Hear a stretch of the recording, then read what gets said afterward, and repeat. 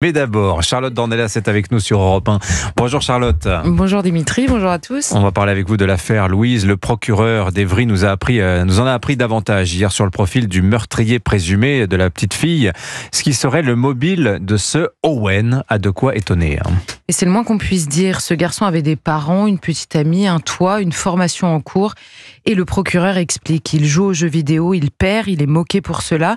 Il s'écharpe avec un joueur en ligne et ressent alors le besoin d'aller racketter quelqu'un pour se calmer. Il croise la route d'une toute petite innocente, décide que ce sera elle, l'accompagne dans le bois voisin et la tue parce qu'elle se met à hurler avec l'opinel qu'il a dans sa poche. Comment ne pas être sidéré par un récit aussi banalement terrible ? Peut-être Owen ment-il ? L'enquête débute, mais nous nous trouvons tous un peu démunis devant un profil pareil. On retrouve pourtant chez lui deux traits d'une part de notre population, l'addiction et l'incapacité à gérer ses frustrations. L'addiction est terriblement répandue, qu'elle soit aux écrans, aux jeux, à la pornographie, à la drogue ou même aux divers médicaments qui tentent d'apaiser un inquiétant désordre psychique.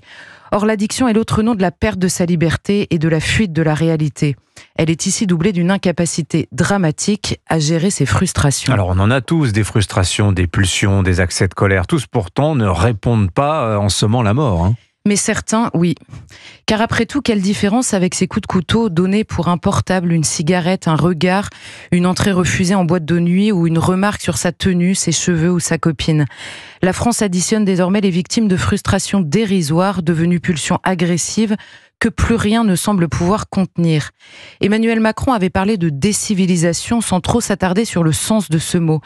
Pourtant, l'addition du temps long, de l'héritage, de l'éducation, de la culture et de la spiritualité forme une civilisation qui accouche de gens civilisés, c'est-à-dire capables de trouver un sens à leur vie et d'épuiser la force de dépasser leurs frustrations, justement, et de réguler leurs passions. Certains y échappent désormais. L'addiction comble le vide, la virtualité efface la réalité, l'insulte remplace la discussion, la violence répond à la frustration. Décivilisation, en effet. Or, que répond le dictionnaire lorsqu'on l'interroge sur l'état d'un peuple considéré comme non civilisé ? Il répond barbarie. Et pourtant, contrairement à d'autres affaires, on a l'impression qu'avec Owen, là, il était impossible de prévenir un tel passage à l'acte, Charlotte. Cet ensauvagement est diffus en effet et mérite une réponse de très longue haleine. Et vous avez donc raison, il y avait la main courante de sa sœur bien sûr, dans un pays qui accumule 3 millions de plaintes non encore traitées. Il y avait les accès de colère décrits par quelques amis, mais qu'aurions-nous dû faire collectivement ? Ses parents auraient sans doute pu tenter, peut-être l'ont-ils fait d'ailleurs, mais nous ? Qui pouvait honnêtement imaginer une suite pareille ?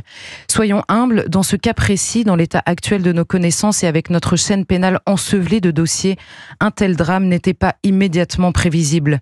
En tout cas moins que d'autres cas qu'Owen ne peut faire oublier. Elias n'est pas mort il y a très longtemps, sous les coups d'autres mineurs au parcours délinquant déjà conséquent, et ses parents encourageaient hier l'Assemblée nationale à durcir la justice des mineurs pour la rendre plus efficace.